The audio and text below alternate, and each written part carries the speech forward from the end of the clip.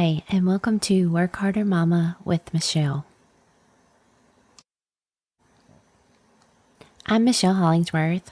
This is a podcast for moms who want to work with heart through all the seasons of motherhood instead of just working harder.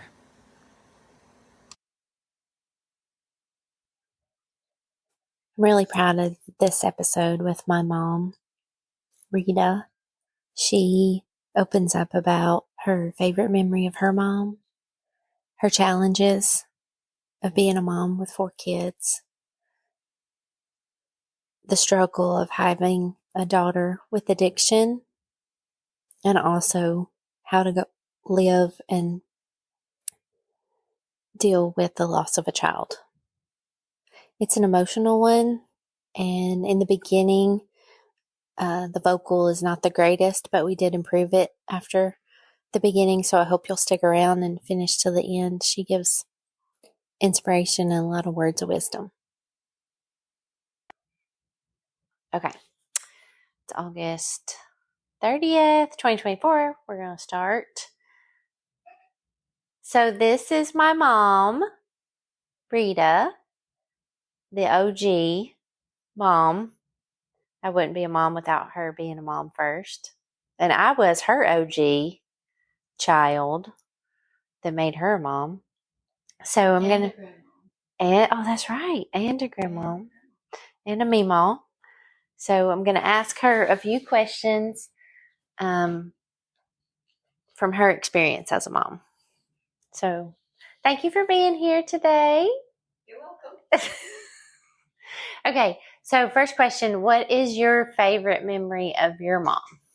My mom, she was not diplomatic.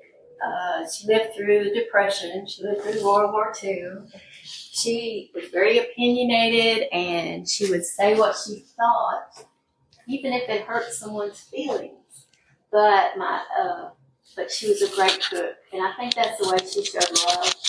She loved to cook and feed people. She didn't care who they were, and she'd actually sit down or stand and watch people eat. That brought her a lot of joy. So, but the favorite memory was I was pregnant with my first child. Me? Yeah, and I probably never told anyone this, but my dad was working really hard, so they couldn't drive me to Louisville. My husband was in Louisville with his family at his sister's house, and so and I wanted to see him. He'd been in training for his employer. Anyway, she was the one, just her, that drove me to the bus station, and I was catching a bus to go to Louisville, and she gave me she never hugged. Okay, so she gave me a hug, and I could tell she really was worried about me and cared about me. It was kind of cool. Later years, I found out part of that because she and my dad had lost their first baby, and she was away from her parents, and the baby was born too soon, and it was a little boy. And back then, they didn't know how to. They just didn't know how to save them or what to do or anything like that. So that was it, I think. Yeah, I remember Granny being afraid that. So I remember Granny being afraid that my firstborn son, who was 3 months early, premature, that he was going to die on her birthday because it was a couple of days after he was born. And she didn't want to see him because she was afraid he was going to die. I remember that. And she even told me that on the phone. I was talking to her because I had some minor surgery. And she said, I sure hope that baby doesn't die on my birthday. Yeah. Yeah, that was a big concern. Because it happened to her. Yeah. I also remember Granny loving to watch us eat. It was like she was watching her favorite show when we would eat. She would just sit there and watch us and enjoy it and smile. I do remember that. Okay, well. So now I want to ask you, as a mom of 4 children, what has been your biggest challenge being a mom? There were a lot of challenges, but the biggest one was actually after all my children graduated high school and they were sort of wanting to be on their own and independent and making choices. And the actual biggest challenge was for me trying to let them go, because I wanted to give them advice. I wanted to protect them, stuff like that. And it was so hard for me to let go, especially when they made really bad choices that could harm them and others. And so I guess that was it. I guess that was for me. At first I thought driving, because that's a scary time. But no, it was after they graduated high school and were on their own, and me letting go. Yeah. Letting go of that. So how did you do that? It was hard. It was really hard. It took, actually, with my youngest, I had to have counseling, and I had to go through a 12-step class, and I also had to go through a boundaries class. I was not good at boundaries. So, a lot of prayer. There was that going on. So that was my biggest letting go. Yeah. Was my biggest. Yeah, challenge. It's a lot challenge for them. Okay.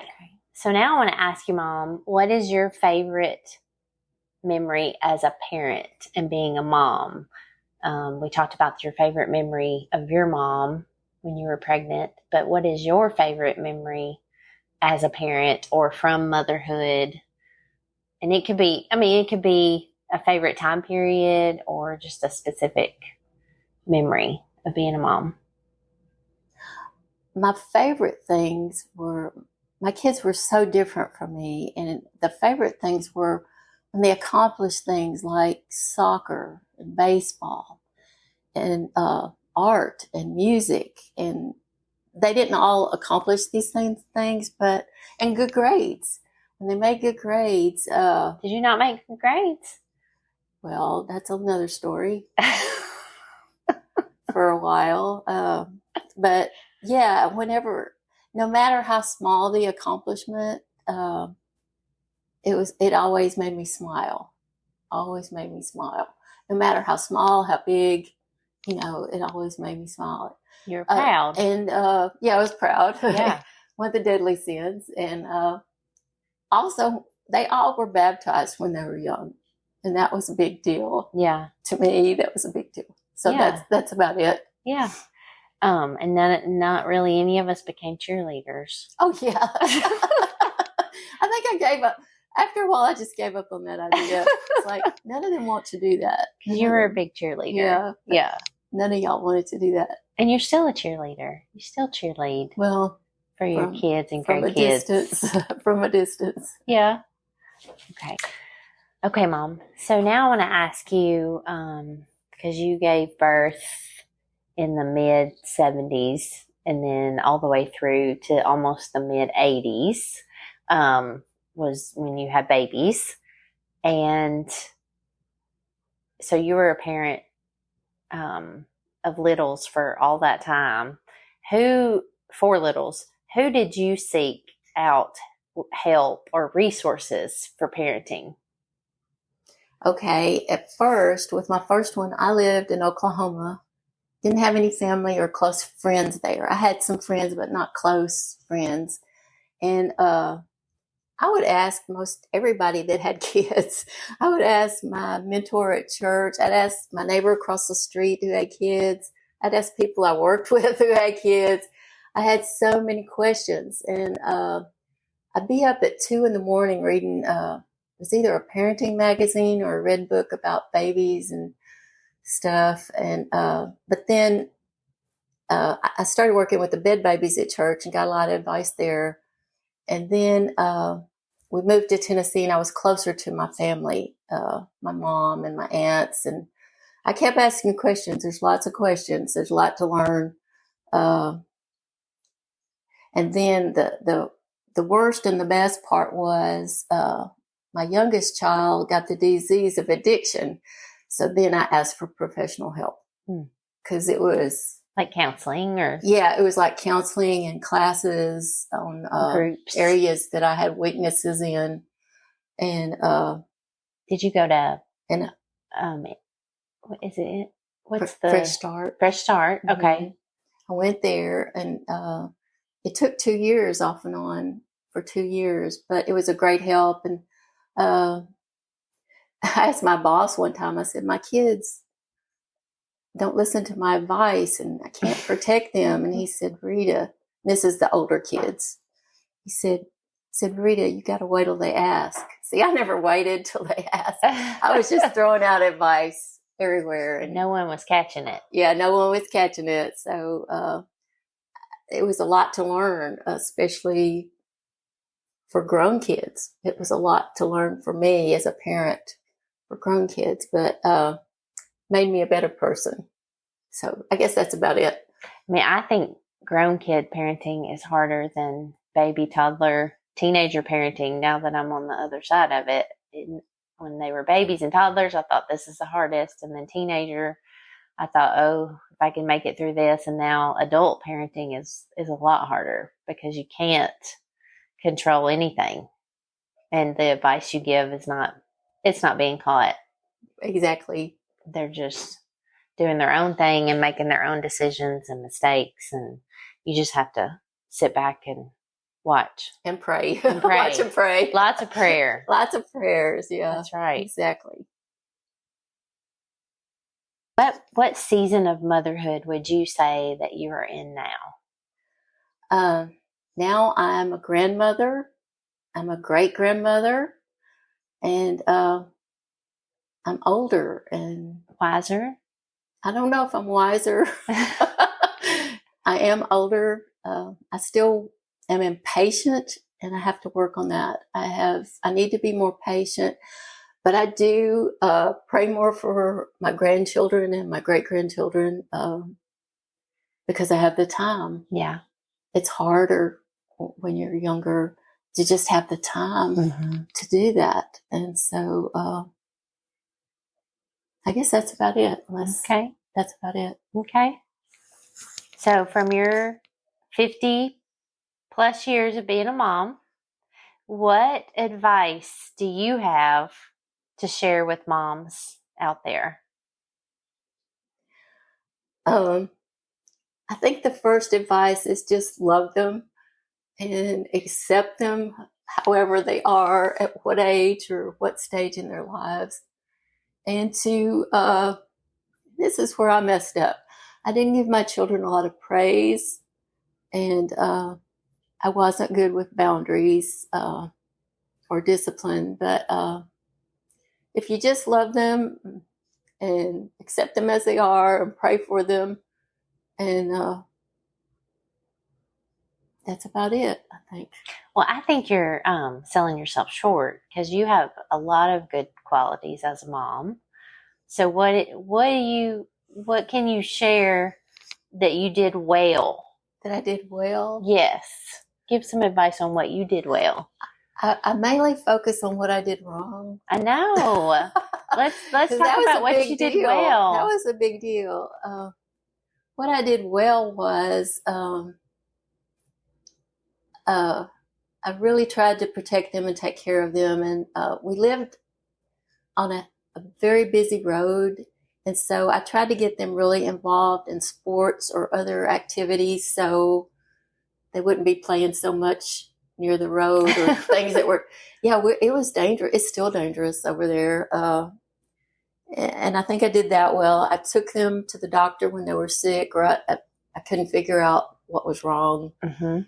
Some of that was for my peace of mind because I didn't know, I don't like to see people I love sick or hurting or things like that. I think I did that well. I took them to church, not every Sunday. Sometimes it was so hard.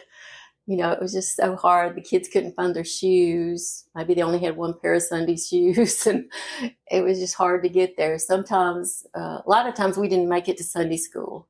We'd make it to church, and hopefully they got the message. I'm hoping. Well, yeah, you said we were all baptized early, and tried to get them to school. One time I overslept, and my two middle children had exams, and I just threw something over my pajamas, and we marched into the front of that high school. And luckily, I met one of the principals, and he said, just tell the teachers that I told you to.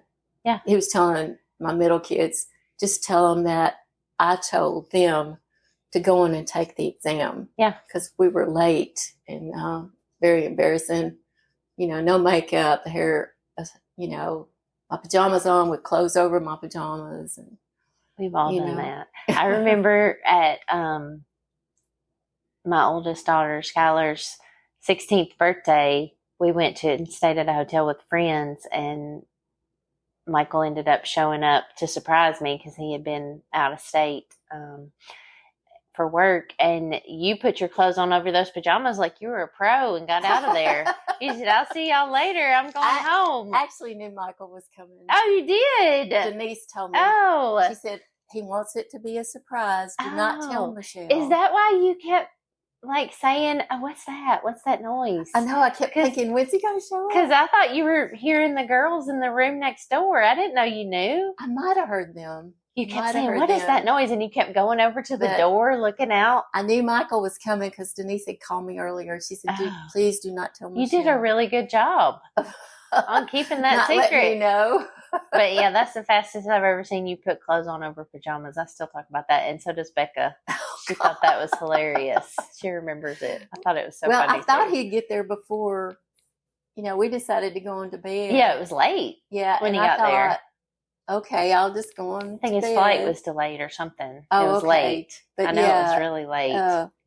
And so I thought, well, I just got to be ready to go because he's going to be here. Yeah. And stuff. You were ready. I was ready. Okay, there he is. Put your clothes on. You put your pants on over those pajamas. Yeah. That was hilarious. Well, it sounds like you, like all the moms out there, you did the best you could. Yeah, I guess. You worked really hard at being a mom. But there are things I did wrong that. Well, we all make mistakes. We're learning. But you always protected us, and you supported us, and you fought for us. Oh yeah, I did that. Yes, and you worked really hard. Like you said, you got us involved in sports and activities, took us to church, and you worked a full-time job. I mean, you did everything you could. But I could have been better. I learned that when I was older. Mom, I could have been better. You were a great mom. You're still a great mom. Thank you. And grandmom and great grandmom. Okay, Mom. So I want to touch on something that I know you have firsthand experience with, and that is the loss of a child. I want you to share basically how you get up every day and put one foot in front of the other after losing a child. I've never lost a child, so I can't imagine. But I know there's a lot of moms that have. And so my sister, Brooke, was 30, almost 31 when she passed away. So you had been her mom for over 30 years. So how did you process that, and how did you move forward after losing a child? Well, initially, I was in shock, and Right. that lasted, I didn't eat for 3 or 4 days, but the shock helped me get through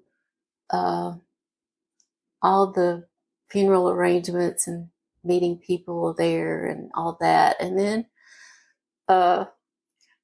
people would mail me stuff, advice, and where to get help and stuff. And strangers came to help me. It was like God sent all these people to help me through the first few weeks or months. And I couldn't talk about it at first. It was just too much. I just couldn't talk about it. And so then I got to the point where I did want to talk about it. And two of my oldest grandchildren were here, and I kind of wanted to talk to them about it, and they didn't want to talk about it.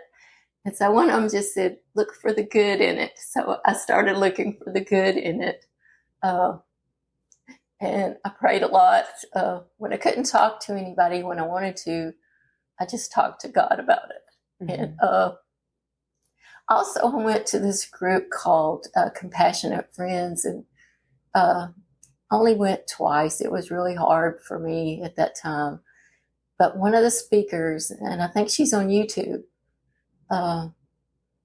she said, try to find joy because that person lived. And so that's what I was focusing on. And one of the ladies at church who had lost a child, I never knew she had lost a child. She caught me in Walmart, of all places, and she said, try to focus on what God has given you. Right. The people, whatever it is that God has given you. So it's still hard to talk about. Yeah. So anyway, that's what I did. I tried to find the joy, and I tried to focus on all the people in my life. And sometimes I'll be out at a restaurant or somewhere, and somebody will just come up and hug me. And I know it's because they knew my daughter or they knew my loss. Yeah. So I guess that's about it. That's the most. Thank you for sharing. Oh, you're welcome. I know you're crying. It's been over 10 years now, and it's still hard. It's still hard. Yeah. Thanks, Mama. Oh, you're welcome. Thank you for listening to Work Harder Mama with Michelle. If you would like to read along to some tips and devotions shared on the podcast, I wrote a book, Work Harder, Meditations for Moms, Season by Season. It is available online where books are sold. It is also available on workharder.com. That's WORKHEARTER. Check us out on Instagram at Work Harder and Work Harder Mama. And we're also on Facebook at Work Harder Press.